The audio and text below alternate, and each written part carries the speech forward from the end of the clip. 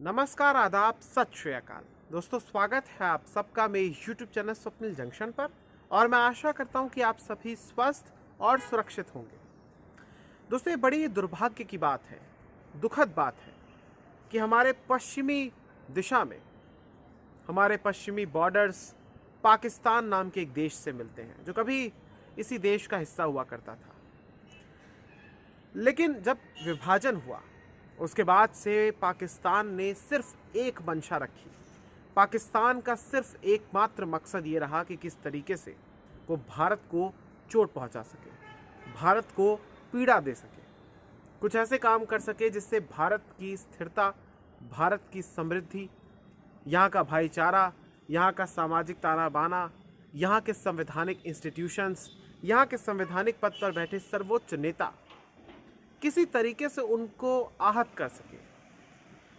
उसकी ये हमेशा नीयत रही है, खराब नीयत रही है कि वो भारत जैसे एक विशाल देश, एक लोकतांत्रिक देश पे एक प्रकार से उसके विषय पर ऐसी टिप्पणी करे या उसको बदनाम करने की कोशिश करे या फिर दुनिया भर में एजेंडा चलाए या फिर प्रोपेगेंडा करे कि भारत में मुसलमान खतरे में है, भारत आतंकवाद को बढ़ावा देता है।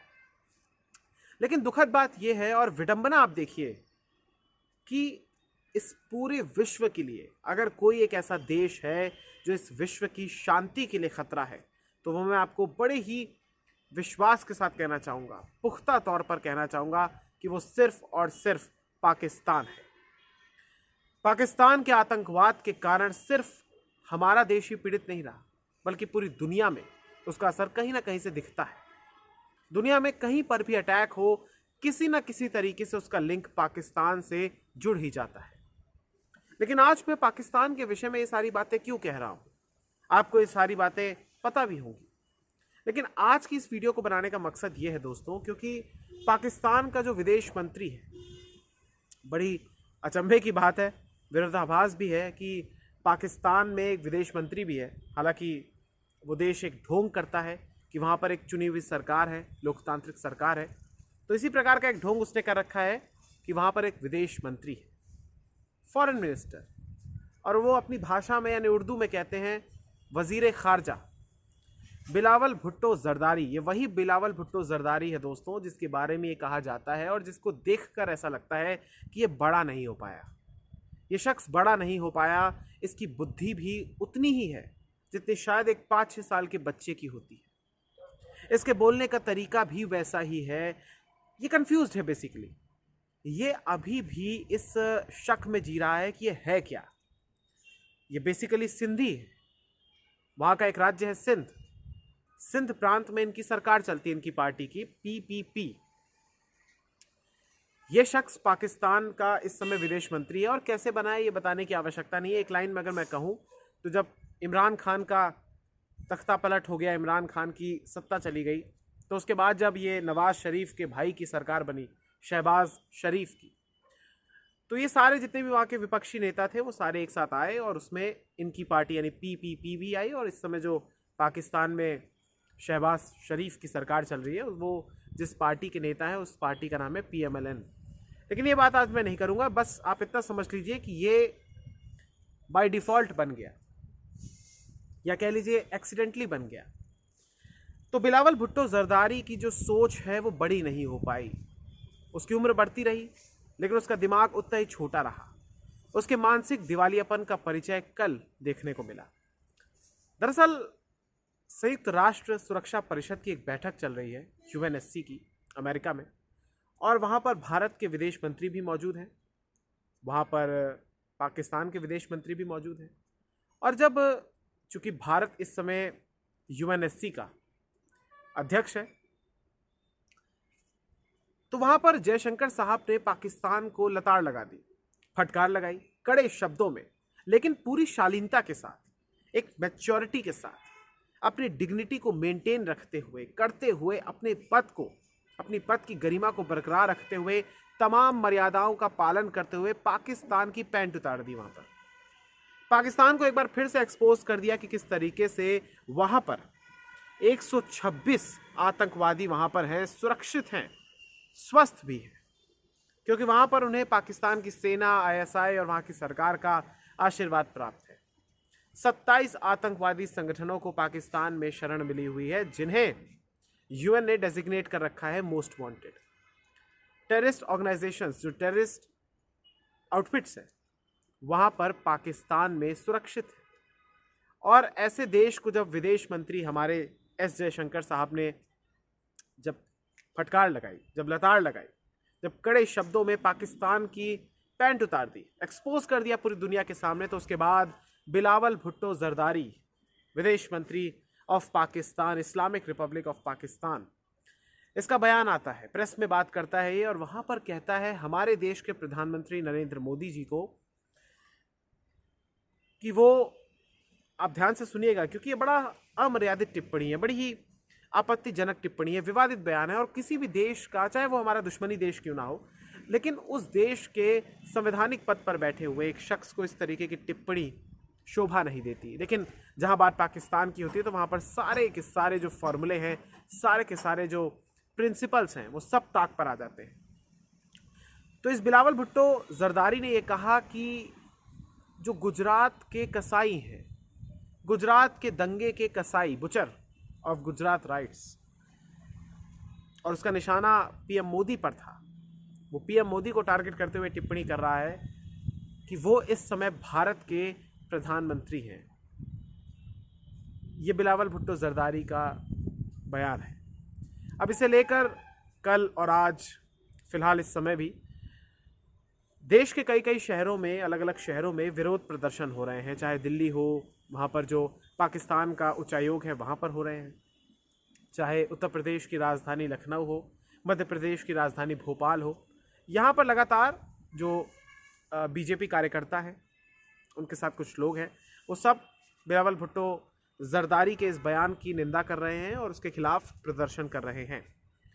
लेकिन यहाँ पर बात यह है कि बिलावल भुट्टो जरदारी ने बयान क्यों दिया?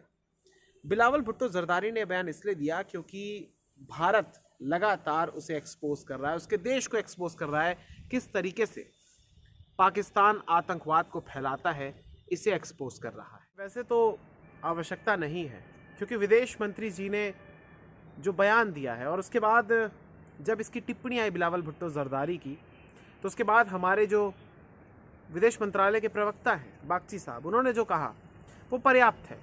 हालांकि पाकिस्तान लातों की भाषा मानता है, बातों की नहीं, लेकिन फिर भी मैं इस वीडियो के माध्यम से कुछ टिप्पणी करना चाहूँगा पाकिस्तान के चरित्र पर। पाकिस्तान, तेरा स्तर इतना नीचे गिरा हुआ है कि वाकई में तुझे इसी तरीके की भाषा बोलने का मन करता है। पाकिस्तान एक ऐसा देश है जिसने अभी हमने कल ही 16 दिसंबर कल थी, और विजय दिवस हम सब ने मनाया।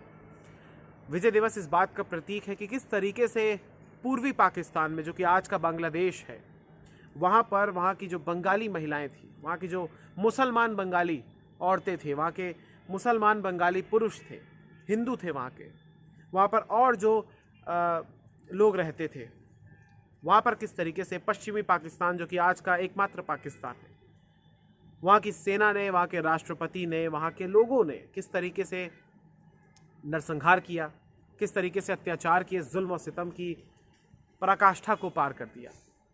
और फिर जब भारत ने हस्तक्षेप किया, मुक्ति वाहिनी का गठन हुआ, और फिर पाकिस्तान को लताड़ दिया गया, 93,000 सैनिक उसके झुके, लेट गए, कायर पाकिस्तानियों ने सरेंडर किया भारत की महान और वीर फौज के सामने। लेकिन पाकिस्तान वो देश है जो हमें और हमारे देश के प्रधानमंत्री पर टिप्पणी करता है। मैं उसको साफ तौर पर ये कहना चाहूँगा कि सुधर जा पाकिस्तान, सुधर जा। तुम वैसे भी एक टाइम बॉम्ब पर बैठे हुए हो, खैरात मांगकर तुम जिंदा हो, भीख मांगते हो, तुम लोग कटोरा लेकर दुनिया भर में घूमते हो कि कोई उसमें एक चवन्नी डाल दे। 1 अरब डॉलर अगर देशों के हिसाब से बात करूं तो ये चवन्नी ही होती है, तुम्हारे पास वो भी नहीं है। तुम इस्लाम के नाम पर दुनिया भर में कट्टरवाद फैलाते हो, आतंकवाद फैलाते हो, तुम्हें पेल रहे हैं, तुम लोगों को मार रहे हैं जो टीटीपी, तहरीक तालिबान पाकिस्तान है, उसके लोग, जो अफगानिस्तान काबुल में जो इस समय सरकार चल रही है तालिबान आतंकवादियों की, वो भी तुम लोग को ठोक रहे हैं, और तुम लोगों में अभी भी अक्ल नहीं आ रही। पाकिस्तान एक ऐसा देश तुमसे बात कर रहा हूँ पाकिस्तान में। तुम एक ऐसा मुल्क हो जिसने भारत में निर्दोष लोगों के कातिलों को पनाह दे रखी है, पनाह दे रखी है। हाफिज सईद कहाँ है? कहाँ है हाफिज सईद? कहाँ है सैयद सलाहुद्दीन? कहाँ है वो जो मसूद अजहर? कहाँ है दाऊद इब्राहिम माफ कीजिएगा? कहाँ है छोटा शकील? कहाँ मिला था ये उसामा बिन लादेन? पाकिस्तान में मिला था। और ऐसा देश है पाकिस्तान जो कि लगातार ऐसे रिएक्ट करता है जैसे उसे तो कुछ पता ही नहीं था। तो फिर क्यों आईएसआई आपकी नंबर 1 एजेंसी है भाई? क्यों आपकी पाक फौज दुनिया भर में पाक फौज नंबर 1 है जैसा आप कहते हैं, खुद ही को अपने आप को सर्टिफिकेट देते हैं? सुधर जा पाकिस्तान, सुधर जा। एक चीज़ मैं ये कहना चाहूँगा दोस्तों कि ये वो पाकिस्तान है जिसने बलूचिस्तान में अत्याचार कर रखे हैं, जिसने खैबर पख्तूनख्वा में अत्याचार कर रखे हैं। सिर्फ वहाँ के जो पंजाबी मुसलमान हैं, जो वहाँ का पंजाब है, वो केवल एक प्रकार से फल फूल रहा है। वहाँ के जो पंजाबी मुसलमान हैं, केवल उनके साथ भेदभाव नहीं होता है, बाकी पाकिस्तान में सिंधियों के साथ, बलोचियों के साथ, पठानों के साथ, मुहाजिरों के साथ, अहमदियों के साथ, शियाओं के साथ, हर किसी के साथ, सिख, हिंदू, बौद्ध, ईसाई, ये तो बहुत दूर की बात है दोस्तों, ये तो गैर मुसलमान है। लेकिन जो मुसलमान भी हैं उसमें भी वो भेदभाव करता है, अत्याचार करता है, उन पर जुल्म और सितम करता है। और अभी हमने कल ही विजय दिवस मनाया। इसकी बड़ी बात क्या हो सकती है कि दुनिया का मानचित्र ही बदल गया था, और उसका भी कारण ये था कि पाकिस्तान अपने ही नागरिकों पर अत्याचार करता था, और वो भारत के प्रधानमंत्री के खिलाफ ऐसी टिप्पणी करता है। इस वीडियो के अंत में मैं सिर्फ इतना कहना चाहूँगा कि प्रधानमंत्री नरेंद्र मोदी इस देश के प्रधानमंत्री हैं, इंडिया के प्रधानमंत्री हैं, प्राइम मिनिस्टर ऑफ इंडिया है। और इंडिया कोई ऐसा छोटा मोटा देश नहीं है। 140 करोड़ की आबादी है हमारे पास। हम विश्व की टॉप 5 अर्थव्यवस्थाओं में आते हैं। हमारी सेना टॉप 5 में आती है। हमारा सब कुछ बहुत बड़ा है, बहुत विशाल है। एक चुनी हुई सरकार, एक चुने हुए देश के प्रधानमंत्री के खिलाफ एक दूसरे देश का सेलेक्टेड, या कह लीजिए आशीर्वाद से बना हुआ, या भीख में जैसे किसी को मिल जाता है खुश करने के लिए, किसी को जैसे पद मिल जाता है, वो विदेश मंत्री जो बड़ा नहीं हो पाया, वो भारत के एक मैच्योर डेमोक्रेसी के प्रधानमंत्री के खिलाफ ऐसी टिप्पणी करता है। मैं मांग करता हूं कि वो माफ़ी मांगे। हालांकि पाकिस्तान ऐसे देशों में से शामिल नहीं है क्योंकि वो थूक कर चाटने वाले लोगों में से एक है। खैर, सुधरेगा नहीं पाकिस्तान, लेकिन इतना मैं ज़रूर कहूँगा कि इस पूरे विषय पर जब बात अंतर्राष्ट्रीय हो जाती है, जब कोई बाहर का नेता, कोई बाहर का शख्स हमारे देश के किसी भी नेता पर, या हमारे देश के संवैधानिक पद पर बैठे हुए नेता पर, शीर्ष पद पर बैठे हुए नेता पर अगर कोई टिप्पणी करता है, तो ऐसे विषय पर अपनी राय रखनी चाहिए। और विपक्षी दलों से भी मैं विनती करना चाहूँगा कि वो भी कंडेम ज़रूर करें, निंदा ज़रूर करें, क्योंकि आप मतभेद कर सकते हैं राजनीतिक तौर पर, घरेलू मुद्दों पर आपके मतभेद हो सकते हैं, आप आलोचना कीजिए, क्रिटिसाइज़ कीजिए, बहुत अच्छी बात है, आप राजनीति कीजिए। लेकिन अगर कोई बिलावल भुट्टो जैसा अपरिपक्व शख्स अगर इस तरीके की बात करता है, या कोई भारत को टारगेट करता है, चीन या पाकिस्तान या कोई भी देश, तो एटलीस्ट आपको सामने आना चाहिए। सोशल मीडिया एक बहुत बड़ा हथियार है, बहुत पावरफुल हथियार है, इसके माध्यम से अपनी राय ज़रूर रखिए। और पाकिस्तान के विदेश मंत्री, खारजा मिनिस्टर जो भी है, बिलावल भुट्टो,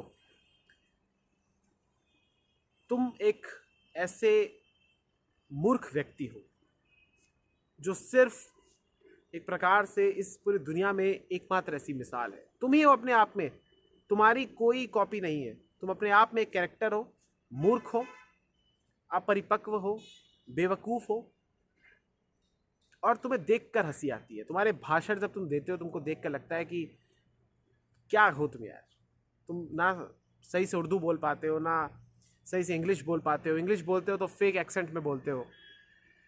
तुम पाकिस्तान के हो ना? अरे वो पाकिस्तानी बनो ना यार जो पंजाबी एक्सेंट में बात करता है, इसको यही नहीं पता कि उसका मूल क्या है, जो अपने आप को अरबी, तुर्की, पता नहीं क्या क्या समझता है, और है यहीं की पैदाइश। तो उसमें रहो बेटा, और पजामे में रहो अपने। जिस तरीके की भाषा तुमने बोली है, कोई विदेश मंत्री नहीं बोलता। भारत के विदेश मंत्री से सीखो, कैसे दुनिया में भारत का डंका बज रहा है, सीखो, और आतंकवाद को छोड़ो।